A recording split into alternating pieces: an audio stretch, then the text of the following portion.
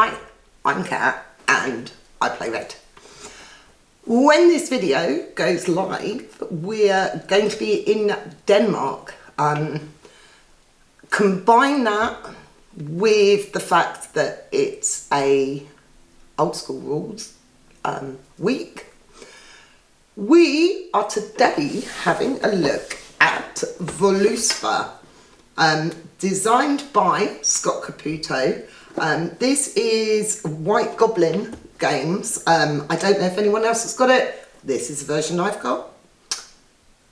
Let's have a look at it. In the oldest poem of Norse mythology, the Völuspá tells the story of the endless struggle of powerful gods, dangerous creatures and forgotten races. Which beings will dominate each other?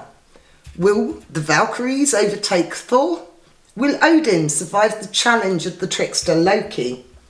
Every time the story unfolds differently, a new force rises in dominance. The players place tiles with different characters and creatures of Norse mythology.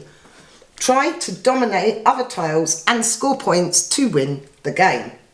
All the tiles start off in the bag, and each player is going to draw 5 at random. You should always have 5 tiles in your hand, so don't forget to draw at the end of your turn. So let's draw my 5 starting tiles, which I'm going to put there, and I'm going to put them open.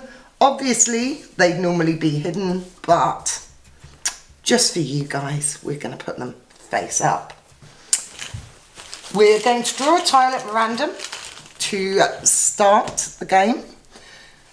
If it's troll, you'll need to draw again. This is a dragon, so we're okay. In your turn, you will pick a tile from your hand to play. Each tile must touch the side of at least one other tile, and no row or column can be more than 7 long. Alternatively, if you can't place a tile, discard one from your hand into the box and draw a new one, though we've never had that happen. Hopefully, when you place a tile, you will then score for it. If the tile you placed this turn has the highest value in a row or column, you'll score points for it. Tying sadly scores you no points. You will score a number of points equal to the number of tiles in the row or column. To score a line, there must be at least 2 tiles. So if I pop that there, I have the highest value and I would score 2 points. Simple, right? Oh, no. Most tiles have special powers that make things a bit tougher. So let's have a look at them. So Odin here is number 8 and Thor is number 7. Now these guys have no special powers, they're just the big boys. So that is your 7 and your 8. Number 6 is the troll tile. Now, when you place him, let's pop him there, no other tile can be placed next to these guys. So now that troll's there, we can't place anything above him, below him, or next to him here. So that's why we don't want to start the game with a troll. Number 5, the dragon. Now, the dragon, generally, you're going to place that on top of another tile. It just happens that we got him out as our starting tile. But generally, let's say we had Odin out, you can pop him on top there. And obviously, the 8 has now gone and the 5 potentially would score you. So that's number 5. Fenrir. Number 4. Being that Fenrir is a wolf, he packs. So a single Fenrir in a row or column has a value of 4. However, if I was to add a second one, he now has a value of 8 and would score me points. So a third one would be 12, a fourth 16, and so on. So these guys are pretty cool. And I'm going to leave them there for now. Because number 3, Scardy, you can exchange a tile on the board. So I can take this into my hand and pop her down there. So this is the one case where you wouldn't draw up at the end of the turn because you've still got 5 tiles. So that is our number 3. And number 2 is the Valkyrie. Now, when you place a Valkyrie, it's just worth 2. However, if you have a Valkyrie either end of a row or column, you're going to score it. So here, although the value is 2, there's one at the start and end, and I'd gain the 4 points. And finally, number 1 is Loki the Trickster. So all tiles adjacent to Loki now have a value of 0. So, I mean, in this case, we would still score the Valkyrie because that's going on the effect, not the number. But technically, this tile is a 0. So, now we've had a look at all of the tiles, let's have a look at how the game actually works. Now, that was in my hand, 1, 2, 3, 4, and I had the Loki for 5. So, let's pop them back, give them a shuffle. So, if this is the starter, let's have a look. What would I like to do? I'm going to mess with things a bit. I'm going to put Loki there. Now, because he makes this dragon a 0, I would score 2 points. And I score that on our scoring board here. And don't forget to draw up at the end of the turn. So now Rob is going to place something. What are you going to place, Rob? He's going to place the troll there. So nothing can be placed next to him. And he's the highest on the column. So again, Rob would score 2. Let's have a look at what I might want to do. I've got my 2 Odins, which are very nice, but I might want to hang on to them for now because these rows are going to go up in value. I'm going to place the Fenrir, which gets me nothing for now because he's a 4 and there's a 5 and a 6, so he's not the highest. But as soon as I place my second one, he's going to score me. So, Rob, what are you going to place? Oh, what would you like to steal? I want to steal the Fenris. Right, so Rob places the Scardy down and takes the Fenris tile, but wouldn't score anything immediately. So I'm going to be boring and place Odin there and score 3. So Rob stealing my Fenris has kind of messed that up a bit for me. Let's have a look what I want to do. I'm actually going to use this Scardy and take my Odin back. I would score. I would actually score on that row. Because of Loki, the dragon is a 0. So we have 1, 0 and 3. So I would score 3 points for the row there.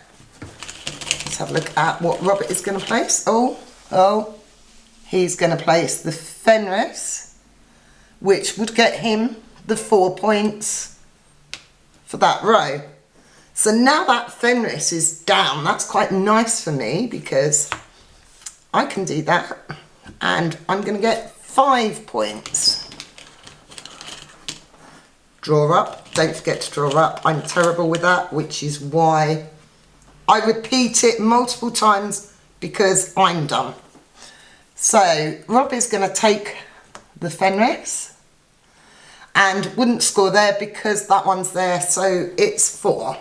So now I know Rob actually has another Fenris tile, so I can be smart and put my dragon on top there, which not only gives me 1, 2, 3, 4, 5 points for that row, but it also blocks him from gaining points from his Fenris tile. 4 tiles in hand, so I'm going to draw up. Rob is going to place, Odin there. Oh no, hang on. Oh, we can do Odin there. 1, 2, 3, 4, 5, 6 points for Rob. Now, I can't put my Odin there because I'll only draw. I won't beat it.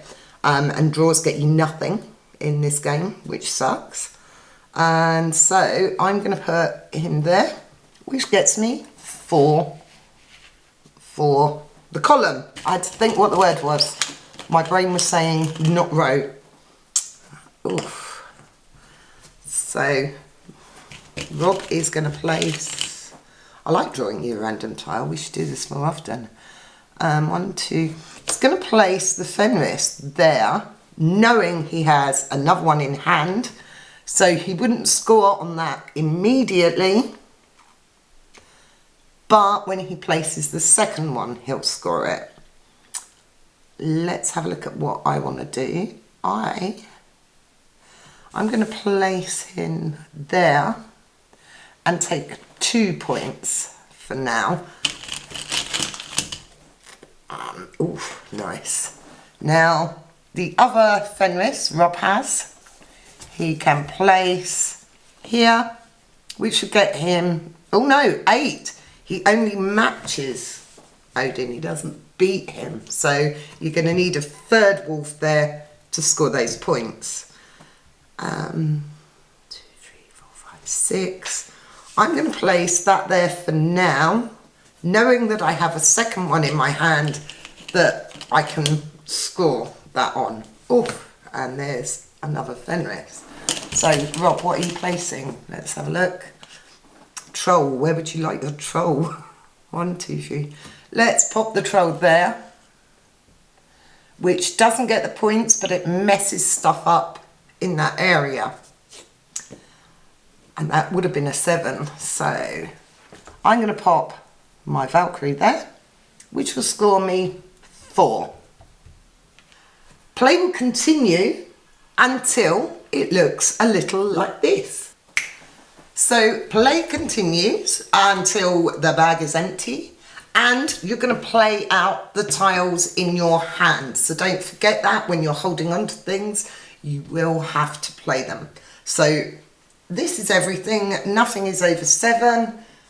And at the end of the game, the player with the most points is the winner. Now, Völuspá is a very simple game at heart. It's draw a tile, place a tile. I'm very much getting into these sort of games. It's similar to Fife in that regard, in the fact that it's very rule simple, but then what you're actually doing with those rules makes it more strategic and a bit more thinky and clever. And I really enjoy that. I'm getting into that at the moment. It's too hot for big rule sets. That's what I'm going to say. Now the date on this weirdly says 2012 to 2016. So I think it was initially released in 2012. This is the 2016 version. So it's definitely an older game that no one really talks about. We played it at a weird game day we went to, and basically came back and bought it because we really enjoyed it. This version actually comes with an expansion. There's, I think, 5 different tiles with different sets of rules that just get mixed in. So you've got a slightly longer game and you've got other decisions that need making. So that's very neat.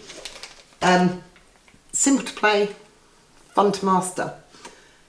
2 to 5 players. This says about 45 minutes. Yeah, I'd say that's fair. My one criticism of this is I wish there was a little cheat sheet with the rules for the different tiles, because things can get a bit complicated. Like the dragon, for example, you can't place him on a tile next to a troll. So there's a few kind of fiddly things to remember, and so I wish that there was some sort of little cheat sheet.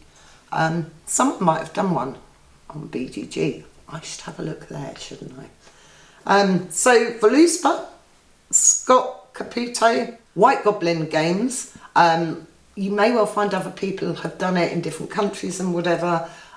We picked this up really cheap. It comes out quite a lot.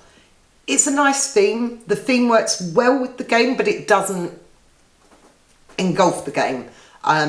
Obviously, Loki is a trickster, so he messes with stuff. The troll is big and scary, so no one wants to go near him. Odin and Thor overpower everything. So it makes sense. The theme works and it makes sense, which we like. It's not always necessary, but we do like it when it happens. Völuspá. Check it out. You're probably more likely to find a second-hand copy somewhere. Thanks for watching this video. I hope you enjoyed it. If you did, click like, subscribe, yada yada. You know what you're doing by now. You all know what you're doing better than me, probably. Thanks for watching. See you next time. Bye.